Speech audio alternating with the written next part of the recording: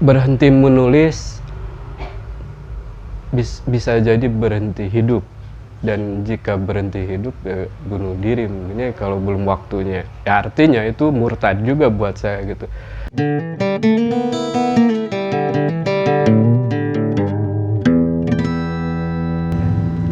Oke, saya Fudu Abdul Rahman, pendiri Matarum Pakat, dan basic saya sebenarnya di dunia pendidikan, pendidikan komunitas.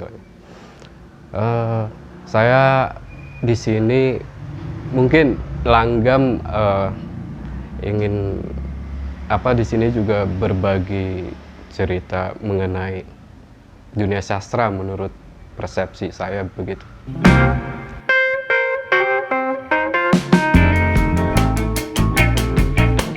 Ya, sebenarnya sastra ya bagi saya tidak harus selalu menjadi seorang sastrawan, karena sastra itu sendiri kita belajar sejak masa sekolah dari SD gitu, meskipun secara level bacaannya misalkan baru mengenal huruf atau hanya membaca sekilas atau membaca untuk pelajaran begitu. Tetapi paling tidak itu kemudian melatih kita untuk mencintai dunia baca atau dunia buku gitu. Nah, tetapi kerap kali di masa sekolah kita, karya-karya kita kan banyak sebenarnya ketika masa SD. Misalkan entah puisi, entah cerpen, tapi di mana berakhirnya karya-karya itu? Karya-karya kita itu berakhir di hanya sekedar penilaian angka dari 0 sampai 10 atau 10 sampai 100 gitu. Tetapi arsipnya di mana? Sebenarnya berarti sejak kecil kita ini sudah bisa menuliskan peristiwa entah melalui puisi atau cerpen gitu. Cuma sayangnya memang ketika saya jadi pengajar misalkan di sekolah dasar, justru saya merasa terpanggil ketika ada kumpulan puisi dan cerpen anak-anak SD di Siluman, malah SD Siluman waktu itu. Tapi kemudian ini bisa berakhir di tong sampah atau jadi alas gorengan gitu. Nah, sejak saat itu saya harus menyelamatkan karya anak-anak ini. Meskipun waktu itu justru kita membuat e-book ya, membuat buku digital gitu. Judulnya Akar yang Merambat. Pertama kali saya menyelamatkan karya-karya anak-anak itu di sana. Tetapi di proses kreatif ya saya masih ingat kerjasama saya dulu di kampus UPI sekitar tahun 2005-an mendirikan Teacher Music Community di UPI Tasik dan bekerja sama dengan Teater 28. Waktu itu Bode Rizwandi masih jadi aktor, dan yang biasa melatih itu biasanya Kang Tatang Pahat ya. Waktu itu kita kerjasama sebuah naskah yang diadaptasi dari buku William Shakespeare, Tragedy of Hamlet, Prince of Denmark itu. Ya saat itu pertama kalinya saya yang membaca naskah itu lalu menjadi aktor, dan sekali-kalinya karena dunia teater ternyata bukan dunia saya, karena basic saya kemudian lebih jauh lagi tahun 2000-an itu saya terbiasa membuat lirik, malah syair, bait-bait, dan itu kan bagian dari sastra itu sendiri gitu, lirik-lirik. Dan bahkan kita pernah mengikuti festival musik pelajar tahun 2000 itu Jabodetabek, dan kita bisa pulang karena hadiah itu gitu. Juara pertama berangkat dari Tasikmalaya ke sana itu tanpa tiket, jadi kita kejar-kejaran sama petugas karcis gitu. Nah, tapi kita bisa pulang dengan lagu dan lirik ciptaan sendiri. Sejak 2000 kita sudah membuat itu. Bahkan saya punya kumpulan lirik dari masa SMA dan sampai kuliah gitu. Ya, selain itu ada juga operasi otak kanan anak negeri, di mana musik, teks, dan gerak teater itu ada dalam satu frame pertunjukan, dalam satu panggung. Jadi musik itu bukan sebagai pengiring, tapi menjadi satu napas gitu antara musik, naskah, dan si gerak bahasa tubuhnya teater gitu. Dan paling baru mungkin ini wilayah proses kreatif yang saya temukan di Tasikmalaya itu sekitar 2017. 2017 itu ya ada sebuah garapan Sampurasun Rampes itu, di mana semester pertama, artinya di siklus pertama itu adalah proses kreatif mematangkan konsep teks, konsep musik, dan konsep audiovisual. Itu di Sampurasun. Dan kemudian itu kan Sampurasun itu prosesnya 6 bulan. Dan Rampes juga kemudian 6 bulan kemudian. Di Rampes baru istilahnya sebuah acara puncak di mana karya-karya teks kemudian dialihwahanakan ke 7 ilustrasi, 7 musik oleh 7 band gitu di Tasikmalaya, dan 1 video multiliterasi kita istilahnya tuh.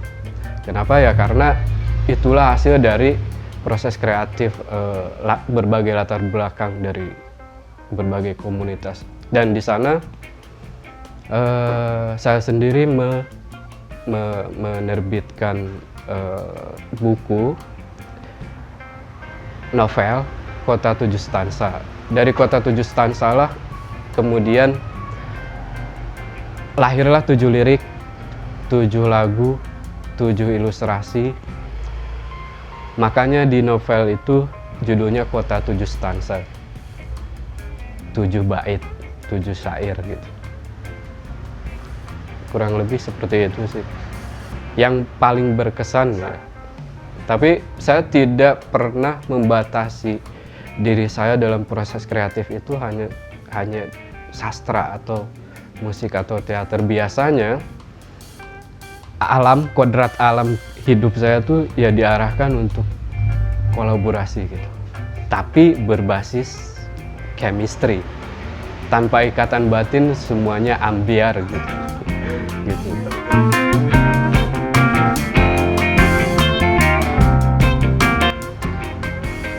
Berhenti menulis bisa jadi berhenti hidup, dan jika berhenti hidup ya bunuh diri mungkin kalau belum waktunya. Ya artinya itu murtad juga buat saya gitu. Murtad dalam arti kita tidak hidup ini kan anugerah. Artinya anugerah ini kan perlu dikembangkan untuk kemudian membuat hidup kita lebih baik misalkan. Nah, artinya kalau mau hidup ya terus belajar gitu. Nah, menulis hari ini bagi saya ya merekam semua atau respon saya terhadap peristiwa, pengalaman, dan apapun itu bacaannya.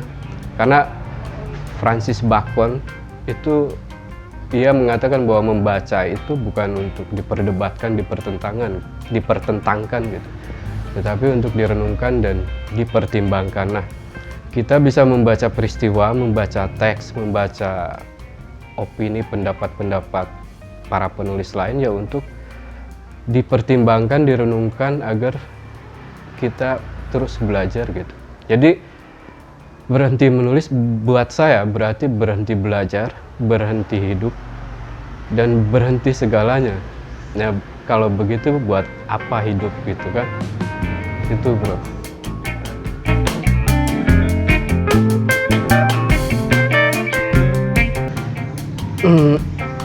Era itu biasanya ditandai oleh perubahan teknologi. Misalkan dulu Plato itu menganggap tulisan sebagai bagian eksternal karena di zamannya tulisan itu belum menjadi habit atau menjadi kehidupan atau kebiasaan gitu ya. Nah, kemudian ada revolusi percetakan zamannya Gutenberg gitu. Eh, Artinya tiap zaman itu buat saya ya punya teknologinya masing-masing. Hari ini disebut era digital dan artinya cara menikmati karya sastra misalkan. Sekarang kan sudah banyak e-book. Bahkan buku-buku hari ini itu tidak sekadar PDF atau e-book ya, tapi bisa audiobook, audiovisual book itu sekarang sudah berkembang melesat. Dan artinya orang-orang yang hidup hari ini memang disiapkan untuk kemudian memanfaatkan teknologi itu gitu. Jadi ketika bukunya sudah PDF, bukunya sudah audiobook, audiovisual book, ya berarti cara menikmatinya harus dengan digitalisasi begitu. Bukan berarti dunia cetak mati begitu saja. Biasanya memang ada masa peralihan. Dan sekelas Plato saja kan waktu itu dia juga bicara, itu mengutip gurunya kan Socrates, bahwa tulisan itu menghancurkan daya ingat waktu itu. Tapi kan kemudian kita butuh mengarsip dengan teknologi hari ini, entah mengarsip ingatan, mengarsip sejarah, dan termasuk karya sastra ya dengan digitalisasi. Apalagi kan generasi-generasi hari ini itu kan digital natif ya. Kalau zaman saya mungkin untuk belajar komputer tuh harus belajar dulu, ada kursusnya gitu. Nah anak-anak hari ini kan udah include, udah menjadi gennya gitu, menjadi gen anak-anak digital natif gitu. Jadi sudah tidak harus belajar, tapi dia sudah menggunakan fitur-fitur itu. Ya artinya bagi para pelaku sastra atau penerbit buku-buku sastra misalkan, ya mau tidak mau harus beradaptasi dengan perubahan teknologi itu. Itu menurut saya. Jadi menurut saya di era digital ini memang bahkan semua pihak itu harus adaptasi dengan teknologinya. Jadi caranya juga akan menyesuaikan dengan teknologi itu sendiri. Gitu. Jadi semacam konsekuensi gitu ya Pak? Ya, Digital. sebuah risiko.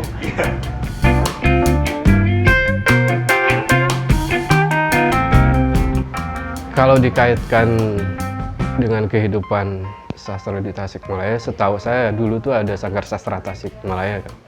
Di sana berkumpul para penulis, penyair yang tidak ada kegiatan pun mereka saling berbagi pemahamannya tentang dunia kepenyairan, dunia kepenulisan cerpen, fiksi, non-fiksi begitu ya.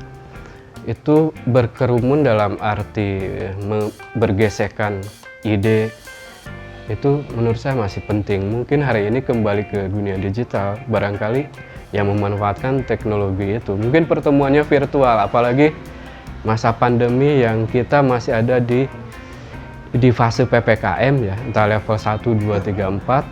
Ya, kebijakan kan menginstruksikan kita untuk tetap membatasi gerakan, tetapi kan manusia itu cerdas dan bisa secara virtual kan, akhirnya kan ada pembelajaran daring kalau sekolah gitu, dan kita juga sering lihat acara-acara daring. Cuma memang menurut saya human touch, sentuhan manusia itu tidak bisa diberi jarak, karena emosi pertemuan di realitas dengan maya itu kan berbeda.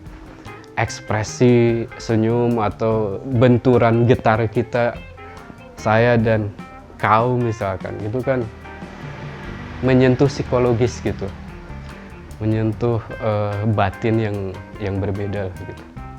Jadi intinya mau secanggih apapun teknologi yang berkembang, ya human touch itu tidak akan bisa tergantikan. Ya kita harus menghirup udara, tidak bisa diberi jarak, tidak bisa berjarak dengan udara, tidak bisa berjarak dengan kemanusiaan gitu. Jadi menurut saya tetap harus seimbang antara kondisi kita yang terbatas dengan kondisi realitas gitu. sebagaimana manusia semestinya yang harus menghirup udara, harus bertemu, bercakap, berdialog gitu, dengan getar-getar yang berbeda gitu. Itu mengenai gini ya, kehidupan sastra. Ya, Di Tasikmalaya. ya, tapi kemudian kalau dikaitkan lagi Sastra di Tasik. dunia sastra itu kan bagian dari literasi juga, dan gerakan-gerakan literasi sekarang juga kan berbunyi di mana-mana, baik gerakan literasi masyarakat, gerakan literasi sekolah. Cuma perlu dipertimbangkan juga bahwa gerakan sastra maupun literasi itu sendiri yang hari ini kan literasi itu tidak sekadar membaca dan menulis gitu, tetapi berubah makna menjadi mengakses, memahami, dan menggunakan informasi oleh setiap individu itu untuk kehidupan, agar dia berubah gitu dalam kehidupan itu. Nah, termasuk sastra. Sastra itu sendiri kan, kalau bahasanya Iman Budi Santoso, itu manusia tuh meniru kitab suci. Meniru kitab suci yang dimana kalau Al-Quran misalkan itu kan firman, karena langsung dari Tuhan Allah Subhanahu wa Ta'ala. Nah, sementara manusia itu meniru itu, dan kemudian ia melanjutkan meniru bunyi-bunyi yang ada di alam semesta ini. Bahkan kan peristiwa Habil dan Kabil kan meniru pertarungan burung kan waktu itu. Bagaimana cara membunuh, mengubur. Artinya manusia itu memang mungkin diciptakan untuk merespons ayat-ayat kauniyah gitu. Dan memang itu tugasnya, untuk kemudian dia berpikir, entah itu melalui sastra, entah melalui pendidikan, entah melalui gerakan literasi, menyentuh batin kemanusiaan gitu. Karena kan rata-rata kan penyair, penulis gitu, mereka tuh punya kepekaan dengan level-level tertentu gitu. Kepekaan yang tidak sekadar dikonsumsi sendiri, ia pun ingin membaginya lewat puisi, lewat cerpen, lewat esai misalkan begitu. Jadi tugas sastrawan, bahkan kalau M.H. Ainun Najib bilang itu tugas-tugas terusan kenabian bahkan gitu. Ya, tapi ya bagi saya sendiri sih lebih untuk karena dunia pendidikan ya, sebuah cara agar anak-anak ini tidak terjebak oleh rutinitas sebuah angka gitu, tapi ada value yang lebih tinggi dari itu, yaitu sense. Rasa mereka itu kan harus dipupuk sejak dini juga. Bahkan kenapa saya memilih menyelamatkan naskah-naskah anak-anak, padahal itu hanya sebatas tugas gitu, tapi buat saya itu mahakarya pertama gitu. Dan kalau tidak disadarkan sejak dini, ya makanya kemudian kita tumbuh barangkali dalam sebuah lingkungan yang tidak apresiatif gitu. Meskipun kita pernah sekolah kan ya, kamu ingat nggak judul pertama karyamu, nulis cerpen, puisi misalkan? Kan kita tidak ingat karena tidak diberi kesan bahwa itu tuh karya mahakarya atau embrio kekaryaan kita dalam dunia sastra misalkan. Itu kan butuh kesadaran. Tidak bisa hanya di bawah sadar kita mencarinya sendiri begitu, tanpa dibangun kultur habitnya. Saya pikir sekolah mestinya membangun ya ruang-ruang apresiasi yang itu menjadi value yang melebihi dari angka-angka di rapot misalkan. Begitu.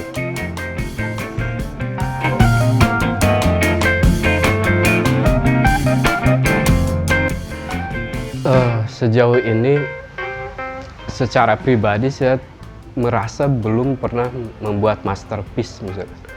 Membuat sebuah mahakarya dalam konteks dunia tulis-menulis atau kesusastraan ya. Meskipun saya pernah kerjasama dengan, saya sebagai writer, Siswandi Butuh Spasi itu co-writers, dan Leo Aryandinata itu sebagai ilustrator, dan kita kerjasama dengan Slow Rock Publishing Taiwan gitu, yang dimana karya dokumentari grafik itu bilingual, teks Indonesia dan Inggris, dan kita sampai sekarang juga memang masih menunggu versi Inggris dan Prancisnya. Tapi bagi saya itu merasa belum masterpiece gitu, karena kan kita tidak tahu itu karya kita itu berdampak seperti apa gitu, dibaca oleh pembaca itu kemudian apa mengubah hidupnya, atau menjadi renungan dia gitu, atau menjadi pertimbangan dia untuk setelah membaca karya kita. Meskipun si Olivier Schneider dan Pei San Huang, editor kita waktu itu, dia mengibaratkannya seperti cerita-cerita Abbas Kiarostami. Abbas Kiarostami ini sutradara Iran yang kalau coba lihat film-filmnya itu seperti dalam satu frame kamera itu lewat jendela mobil dia bisa menggambarkan sisi-sisi Iran yang lain gitu. Atau di film lainnya dia hanya membidik si penontonnya saja di sebuah bioskop, ekspresi-ekspresi si penontonnya. Tetapi apa yang ditontonnya si kita yang sebagai penonton film dia itu berpikir gitu, mengajak berpikir.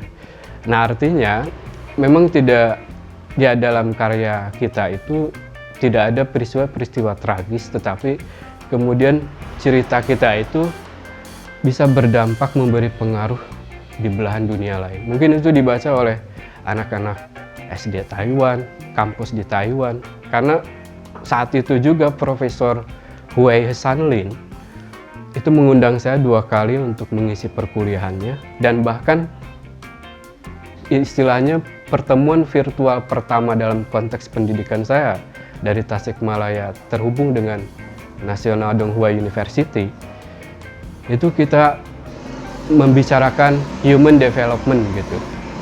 Jadi membangun manusia di Tasikmalaya, sisi komunitas kita gitu. Lalu versi universitas dia, jurusannya atau perkuliahannya seperti apa jadi materi gitu perkuliahan waktu itu di National Donghua University. Sebanyak 2 kali saya mengisi perkuliahan Profesor Hui Sanlin. Jadi apresiasi itu meskipun ya sudah begitu ya, tetapi bagi saya sampai detik ini merasa saya belum membuat karya yang begitu. Menurut pribadi saya ini mahakarya gitu. Karena kalau saya selesai menyebut karya saya sudah punya, ya saya tidak akan mungkin berhenti. Jadi masih ada motivasi gitu, tidak merasa puas lah intinya. Karena saya bukan sok bijak ya, karena memang kalau bertanya ke diri sendiri juga, saya siapa gitu. Saya sudah berkontribusi apa dalam kehidupan ini gitu, termasuk di kekaryaan gitu. Ya meskipun saya tadi cerita ada gerakan-gerakan yang kemudian itu kolaborasi, saya menemukan dalam kolaborasi itu wajib ada pintalan chemistry gitu. Tapi saya merasa saya belum berhenti, belum merasa memiliki mahakarya, tapi itulah yang membuat saya mungkin akan terus berkarya gitu. Begitu. Jadi tidak titik, koma, jeda paling. Iya, jeda. Karena kan memang saya juga sedang menabung ya. Saya punya bank arsip di laptop saya sendiri. Mana kumpulan esai, mana entah pendidikan, pergerakan dan lain sebagainya. Prosa, entah fiksi atau non fiksi. Lalu bentuk-bentuk artikel dunia pendidikan misal.